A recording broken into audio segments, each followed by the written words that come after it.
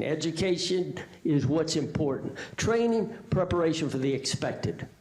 Education, preparation for the unexpected. Welcome to the Evolving Warfighter. My name is Dr. Franklin Annis, and today I'm excited to be with you to talk about and expand upon General Charles Krulak's theory of the strategic corporal.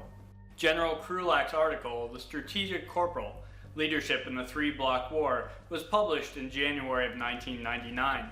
In this article, he set out a solid philosophy to adapt to the warfare in an age of failed and failing nation states. While there is much discussion of the validity of the three-block war theory, the developmental requirements of the strategic corporal are as valid now as they ever were.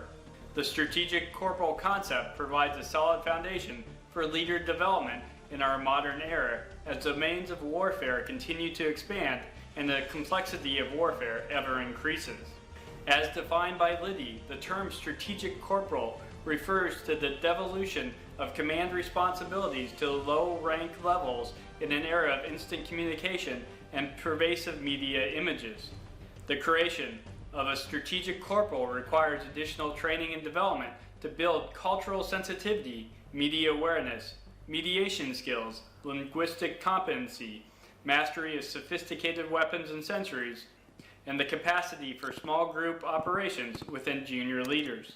General Krulak proposed that strategic corporals be forged through the following three lines of effort. First is the enduring ethos of the Corps. Bold, capable, and intelligent men and women of character are drawn to the Corps. From the first day of service to the last, the Marine Corps needs to instill and reinforce individual character in its Marines. Here, honor, courage, and commitment become more than just words. This will provide the tools for Marines to act appropriately in complex battlefield environments filled with moral quandaries. The second is development. Institutional commitment to lifelong professional development will be essential to sustain the training and education requirements for the strategic corporal concept. Training should have the goal of sustained growth of technical and tactical proficiency and mental and physical toughness.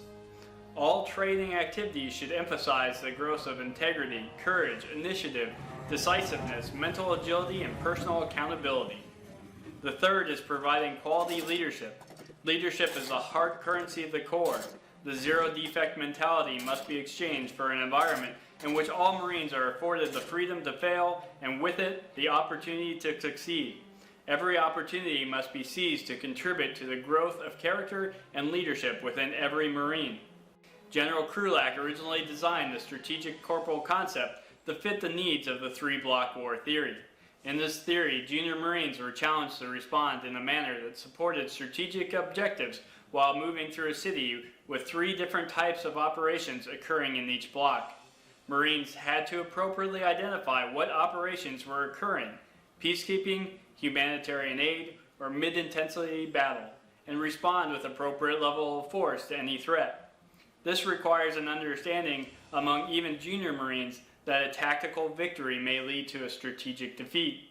Marines had the difficult task of utilizing the right amount of force required to achieve tactical goals while not compromising the larger strategic goals. Killing an insurgent could be counted as a victory, but doing so in a way that resulted in disproportionate injury to innocent civilians might create more insurgents tomorrow. As a result, junior Marines would have to recognize when maximum force should be applied, when force should be limited, and when battle should be avoided. While there is some debate if the three-block war theory could be used as a guide for strategy, or if it was simply an analogy for the realities of the battlefield of the day, today we face greater risk and probability of near-peer and hybrid warfare, while our technological advantages over our opponents is rapidly shrinking. New technologies appear on the battlefield, such as cyber warfare, artificial intelligence, robotics, and drones create new challenges that will have to be addressed.